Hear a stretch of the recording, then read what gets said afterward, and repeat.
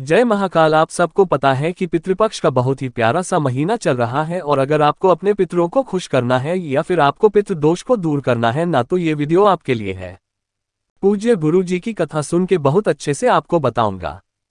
बस आपको दो चीजें छोटी सी लेनी है।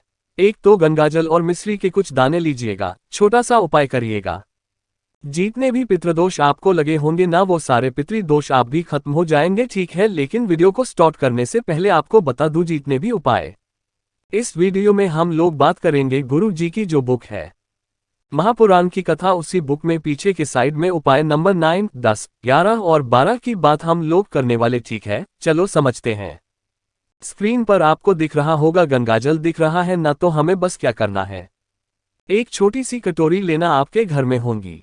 उस कटोरी में गंगाजल को भर देना। ठीक है, गंगाजल को भर दिया। साथ ही साथ आपको लेने होंगे मिश्री के कुछ दाने। अब कहोगे भैया मिश्री लेना जरूरी है क्या? जी हाँ, इस उपाय में मिश्री लेना जरूरी है, लेकिन गिनती नहीं करना है कि एक लेन दो ले नहीं। एक चुटकी मिश्री के दाने को लेना। साथ ही साथ हमें लेना होगा काली मिर्च भी, लेकिन इस उपाय में काली मिर्च खड़ी नहीं चाहिए।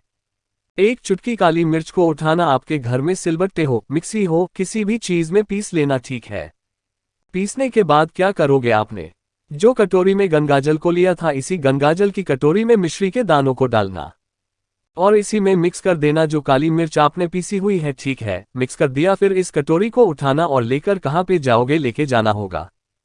क्या नाम है यहाँ पे लिख रहा हूँ मैं, का नाम लेकर के आपको वो पूरा का पूरा गंगाजल के साथ समर्पित कर देना है। ठीक है, लोग यहाँ पे गलतियां करते हैं, जब वो समर्पित करते हैं तो वो पीपल पेड़ की परिक्रमा करने लग जाते हैं।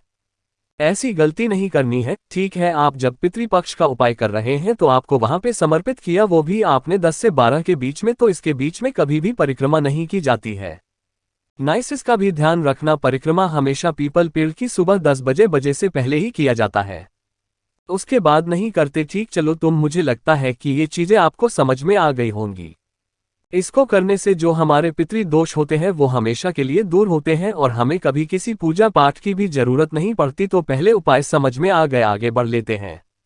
इसी वीडियो में पितृ दोष को दूर करने वाले अपने सबसे प्यारे सबसे छोटे से उपाय, क्योंकि दूसरा उपाय है ना, क्या करना होगा, इसके लिए हमें लेने होंगे इस तरीके से दूर्वा। दूर्वा कई तरीके की आती है, एक होती है सफेद दूर्वा, एक आती है पीली दूर्वा, एक आती है हरी दूर्वा, लेकिन हमें लेनी होगी हरी दूर्वा, वो भी 5 दिन करके।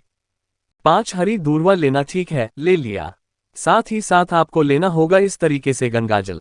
अब गंगाजल यहाँ पे बहुत ज्यादा मात्रा में नहीं लेना है, 1 से 2 चम्मच गंगाजल लेना है। फिर एक तांबे का लोटा लेना और इसी तांबे के लोटे में जो आपने गंगाजल जितना भी लिया है वो इसमें डाल देना है ना। बाकी आपके पास में सिर्फ 5 दूर्वा होंगी, वो 5 दूर्वा भी इसी कलश के अंदर डाल देना। अब आपके घर में जो भी व्यक्ति आपको लगता है कि क्रोध करता है, गुस्सा करता है, हमेशा बीमार रहता है, किसी भी रीजन से मतलब टेंशन में रहता है, डिप्रेशन में रहता है, उस इंसान के हाथों से एक बार इस कलश को टच कराना, स्पर्श कराना। आपके घर में जितने भी कमरे होंगे, जितनी भी रूम्स होंगे, उन सभी कमरों में पितरों का स्मरण करते हुए इस कलश को लेकर घूम लेना। ठीक है, घूम लिया। फिर इस कलश को लेकर जाना पीपल पेड़ के नीचे। टाइम आपको याद ही होगा, सुबह 10-12 बजे के बीच में पितृ देवता रे माँ का नाम लेकर के और पूरा का पूरा जल पीपल पेड़ की जड़ में समर्पित कर देना है ना। इसको भी करने से हमारे घर में कभी भी लड़ाई झगड़े नहीं होते, हमेशा शांति बनी रहती है और पूरा परिवार हमेशा खुश रहता है और माता लक्ष्मी की जो कमी होती है वो भी पूरी जरूर होती है। ठीक है, यानी कुल मिलाकर कहने का क्या मतलब है कि पितृदोष इस उपाय को करने से हमेशा के लिए खत्म होते हैं। ठीक है, समझ नहीं बात, जितनी भी उपाय आपको बताऊंगा कोई जरूरी नहीं है कि सोमवार, मंगलवार, बुधवार इस टाइम करो। पूरे पितृपक्ष के दौरान जब भी आपको टाइम मिलता है, किसी भी एक दिन कर सकते हैं। चलो अब हम लोग समझते हैं इस उपाय में, इस वीडियो में अपने तीसरे उपायों की तरफ। लेकिन आप ये तीसरा उपाय आपको तब मैं बताऊंगा जब आप कर दोगे। वीडियो को लाइक, और आज के इस वीडियो का टारगेट हम लोग रखते हैं सिर्फ और सिर्फ 4000 लाइक, और मुझे पूरी उम्मीद है कि आप लोग वीडियो को इस टारगेट को पूरा जरूर करेंगे। ठीक है, और जितने भी भाई बहन मेरी समाज को पहली बार सुन रहे हैं तो चैनल को सब्सक्राइब करिएगा, है ना। देखो होगा एक सफेद कपड़ा है ना, तो आपके घर में अगर नया कपड़ा हो सफेद तो बहुत अच्छी बात है। नया नहीं है तो कोई भी पुराना कपड़ा लेना, उसको अच्छे तरीके से साफ सुथरा कर लेना। ठीक है, फटा हुआ ना हो, बस साफ सुथरा होना चाहिए। ठीक है, ले लिया, लेकिन वो कपड़ा सफेद लेना, कोई और कलर का नहीं होना चाहिए। फिर हमें लेना होगा इस तरीके से काली मिर्च, ठीक है। काली मिर्च गिनती करके 21 काली मिर्च लेना, अगर गिनती नहीं करनी हो तो एक चुटकी काली मिर्च ले लेना, ठीक है। एक चुटकी काली मिर्च लेना, लेकिन इस काली मिर्च को पीसना नहीं है। फिर क्या करोगे? चाहे तो 21 दाने आपको काले तिल के लेने हैं। अगर 21 दाने नहीं ले सकते हो तो एक चुटकी उठाना। अब उस एक चुटकी में एक किसा जाए, चाहे 210 आ जाए, उससे हमें मतलब नहीं है ना। इतनी सारी चीजों को लिया, जो सफेद कपड़ा आपने लिया है उस सफेद कपड़े पे ऊपर काली मिर्च को डालना और काले तिल को डाल देना, ठीक है। इन दोनों चीजों को डाल दिया आपने। एक चीज आपको मैं बताना भूल गया, शायद मैंने फोटो लगा रखी है। हाँ, एक आपको चीज और है, वो है जो 21 दाने हमें जो के बीच है ये। लेकिन आप एक चुटकी जो को भी लेना, उस सफेद कपड़े के ऊपर रख करके उसकी एक छोटी सी पोटली बना लेना। 2 सफेद कपड़ा, बहुत बड़ा मत लेना, छोटे से छोटा सफेद कपड़ा लेना, उसकी एक पोटली बनाना, ठीक है। पोटली बनाने के बाद कहाँ पे जाना होगा? अगर आपके घर के आसपास कोई भी नदी है जो बह रही है, ठहरी हुई नदी नहीं, जो नदी बह रही है, अपने पितरों का स्मरण करते हुए, ध्यान करते हुए उस बहती नदी में आपको अपना फेस रखना, साउथ डायरेक्शन, दक्षिण दिशा, और उसको प्रवाहित कर देना। इससे क्या होता है, जो हमारे पितर होते हैं उनको आरक्षण मिलता है, और हमेशा वो तो होते हैं, कभी हमें परेशान नहीं करते। पहली चीज तो ये, अब यहीं पे काफी लोग परेशान होंगे, भैया हमारे घर के आसपास तो ऐसा कुछ भी नहीं है, ना ही कोई नदी है, ना ही कोई तालाब है, हम क्या करें? तो आपके लिए 2 ऑप्शन है। पहला ऑप्शन तो ये है, यहाँ पर आप चाहे आपके घर के आसपास कोई का पेड़ हो, जिसको हम लोग बोलते हैं बरगद का पेड़, वहां पे जाके डाल सकते हैं, या फिर आपके घर के आसपास पीपल का पेड़ हो तो वहां पर भी जा करके उस पोटली को रख सकते हैं। बस जब पीपल पेड़ पे करोगे या फिर पे करना तो टाइम इनका ध्यान रखना, सुबह 10 बजे से 12 बजे के बीच में ही करोगे।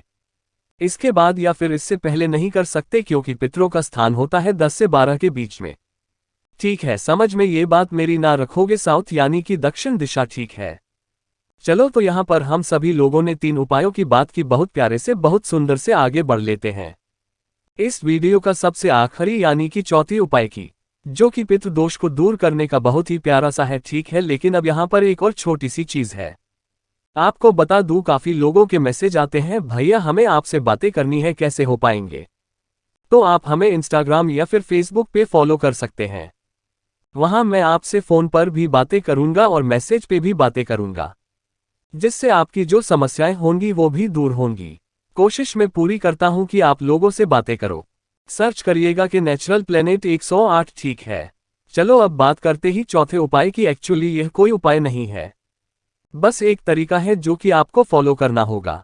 इस स्क्रीन पर आपको दिख रहा होगा चावल के दाने, तो ज्यादा नहीं, 1 मुट्ठी चावल, ठीक है। अब उस 1 मुट्ठी में चाहे जितने आ जाए 1 मुट्ठी चावल लेना, और इस पूरे पितृपक्ष के दौरान आपको क्या करना है, जो ब्राह्मण देवता होते हैं, जो पंडित जी होता है, उनको अपने घर पे खाने के लिए, बुरा ना आपके यहाँ पक्ष में पानी या दिया जाता है या पानी नहीं दिया जाता, उससे मतलब नहीं है, लेकिन पूरे 7 पक्ष में किसी भी एक दिन किसी भी ब्राह्मण के परिवार को बुलाओगे, मतलब ब्राह्मण हो, उनकी वाइफ हो, उनके बच्चे हो, सभी को बुलाना। जो भी आपसे बन पाता है, जितनी आपकी क्षमता है, उनको दान दक्षिणा करना, उनको अपने घर पे भोजन कराना। भोजन कराने के बाद यहाँ पर एक नियम फॉलो होता है, जब भोजन करने के बाद वो ब्राह्मण देवता पूरे परिवार के साथ आपके घर से बाहर जाने लगे, उनको पता न चलने पाए आपने जो 1 मुट्ठी चावल लिया था, आपको उन्हीं के पीछे उसको डाल देना है। उनके ऊपर मत फेंक, नहीं गुस्सा हो जाएंगे वो, उनके ऊपर नहीं फेंकना। जब वो बाहर निकल जाए, थोड़ी दूर तक चले जाए, उसके बाद उस 1 मुट्ठी चावल को फिर से उठाना और अपने घर के बाहर फेंक देना, और फेंकने के बाद तुरंत अपने घर के अंदर एंट्री लेना। इससे भी क्या होता है, जो पितृदोष होता है वो दूर होता है। तो मैंने यहाँ पर आपको इस पूरी वीडियो में 4 उपाय बताए हैं, और ये 4 के 4 उपाय पूज्य गुरुजी की जो किताब है तर्पण, वो महापुराण की कथा, उसी में से पढ़ के आपको समझाने की कोशिश की है। कुछ समझ में नहीं आया तो बिल्कुल परेशान ना हो, नीचे कमेंट सेक्शन में पूछेगा, मैं पूरी कोशिश करूंगा रिप्लाई करने की। जितने भी भाई बहन मेरी समाज को पहली बार सुन रहे हैं, चैनल को सब्सक्राइब करेंगे, और हाँ, वीडियो को तो लाइक जरूर किया करिए। ओम नमः शिवाय, जय महाकाल।